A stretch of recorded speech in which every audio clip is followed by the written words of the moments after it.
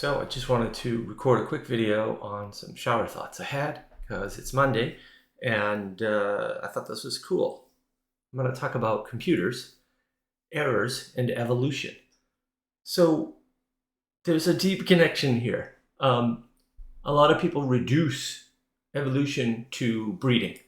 I'm not going to say you can't do that. You can, but it doesn't work, right? Because evolution is more than mere breeding. But a lot of people make that mistake. They're like, oh, you breed this person and that person and you get this.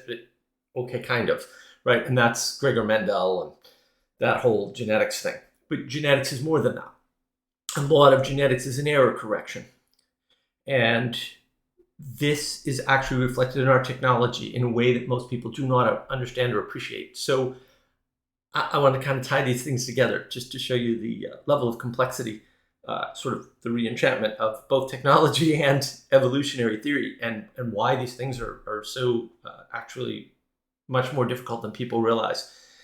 So effectively, in your computer, there are ways in every piece of the computer in which it is accounting for the error that is coming from cosmic rays, like actual cosmic rays from the sun, from other sources. There's different types of cosmic rays. I'm not going to get into that. You can look all that up. So for example, the memory in your computer actually has a way to sense when bits are flipped. Usually it's parity. Sometimes there are other things going on, not just parity. There's also ECC error correction. I don't want to get into that. They use that in servers. Very expensive memory. I have a couple of machines with ECC. That's for extremely rare events, basically, like when you need 100%, right? It's not for the consumer grade stuff, generally speaking. But in the consumer grade stuff, in all the electronics, whether it's your phone or your tablet or your computer or your stove, it doesn't matter, anything with a circuit board. There's all this technology built in that a lot of people have no idea about. And this technology is around this error correction for X-rays and gamma rays and all sorts of other cosmic rays that are causing errors. And the thing that people don't realize is that you've got that in all the processors. It's a different method, obviously. You've got error correction, multiple layers of error correction in all your memory and all your storage devices. And how your storage devices do this is different. And the interesting thing about storage devices is that you'll notice a storage device will say something like, 8 terabyte disk or whatever.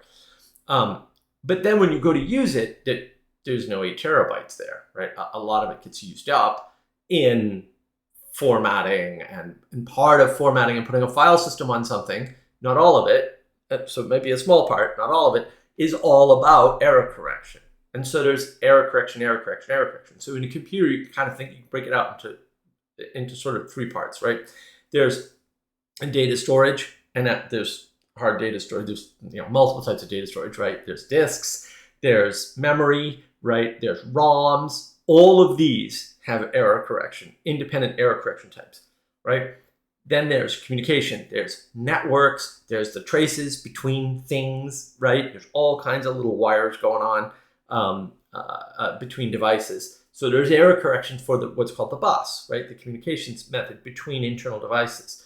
There's also error correction on the wire, right? That's your TCP/IP, right? Which is multiple layers of error correction actually, in multiple facilities. And then there's error correction below that at the wire level, like I was saying. So Ethernet contains error correction as well, and TCP sits on top of Ethernet, so it's already on an error correcting thing, which I'll get into later. And then your processors all have error correction for inevitable errors that they're going to run into while they're trying to do processing.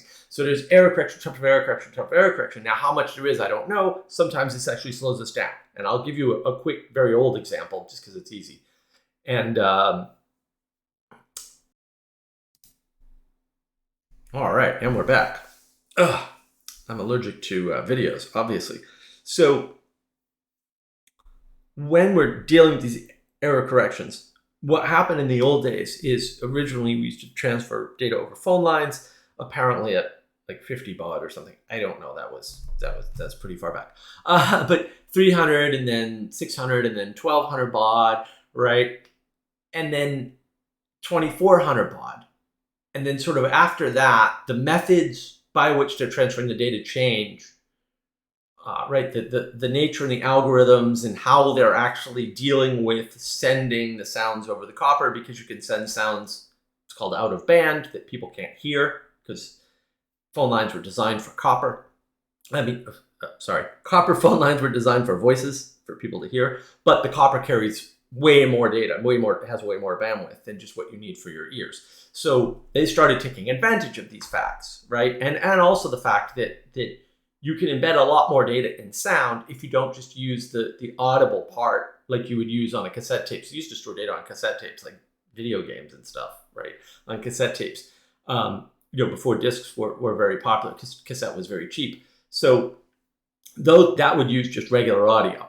So at some point in the development of acoustic modems, what would happen is they figured out, there's all this bandwidth available, and we can do things with that bandwidth to enable more data transferred in the same amount of time. Right, that's the big goal. And there's forms of compression that we can use at the hardware layer, right? So you can compress things up here by file, but you can also compress them down at the hardware layer. Independent modes of compression, right? And sometimes complementary, sometimes not, by the way. So interestingly, what happened with modems was all of the protocols for transferring data across modems, like especially files, when you had like streams of data where you wanted to use, you wanted the whole connection to be used only to get a file across. They had protocols, and like X modem was a very popular one. And there was another one called Y modem, and then it was XY modem. And then Z modem came out, right? And that was a big deal because that was a big advancement in error correction. But then as these modems changed, they went to 56K, basically 24K, and then 56K and things like that, right? There was this whole progression. But I'll deal with 56K. That was one of the, 19.2 was another popular one, right? So at 19.2 and 56K, at those high speeds, once you get past this 2400 baud, you'll notice it went from baud to K, the measurement. What happens is the error correction that you needed for the audio to be correct is no longer needed at the modem end, because the modem not at the modem end, after the modem, because the modem is correctly conveying data. So when you get to 19.2 and 56K, what happens is the protocols that do error correction are now at the wire layer. And so the modems make sure that that data is clean end to end for you, right? That's the hardware layer protocol error correction, basically. There's a little nuance to that, but it's not important. So what ended up happening was new protocols came out, like Y modem G. And why? Because they didn't do any error correction on what was coming out of modem, or at least not the same type. And so the same number of bits meant more data, because some of those bits weren't X modem connecting and making a protocol barrier and setting up the CRCs, right? The cyclical error corrections. That wasn't needed anymore. And so when you didn't put that extra data into the stream got a little faster. It didn't get a lot faster, but for some people it was a lot faster, especially when you're dealing with 19.2K of data per second. Another 0.2K is kind of a big deal. So you could do that. So that was a case where the error correction of even Z modem was superfluous. It was not needed anymore. And so they did away with it.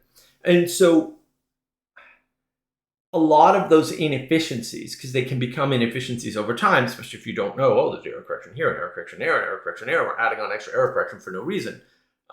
Maybe there was a reason and now there isn't a reason. It's been, superseded, right?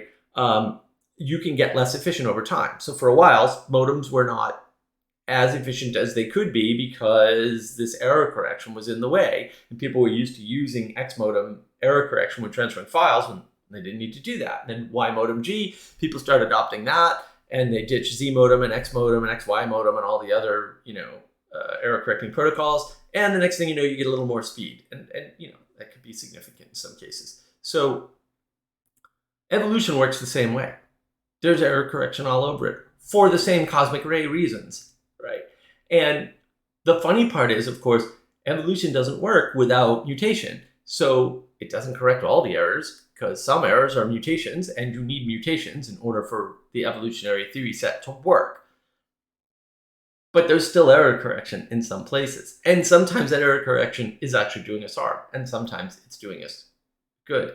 You can see the way in which, hopefully, the things that evolution does are also being done by our technology. In other words, the technology of evolution is the same as the technology of us, right? There's very little difference between evolutionary technology and technology that we ourselves did, which sort of makes sense because if nothing else, we're still embedded in evolution, and therefore all the same rules apply because we don't get different rules. And that sort of, for me, is the line of, are you trying to mess with evolution? Really? How do I know? Because you're trying to do something that evolution, doesn't allow for, right? Or indicates is not allowed for by creation or something. And I think that's actually really important for people to know, because a lot of people are like, we're going to take over evolution and change it. And it's like, yeah, that's eugenics. We tried that. No, I'm still a no. I'm still a no on that. And it's interesting to me that it's, this lesson's built right into our technology. Error correction is everywhere. And error correction is one thing we're not accounting for, I think, in the sense-making discussion.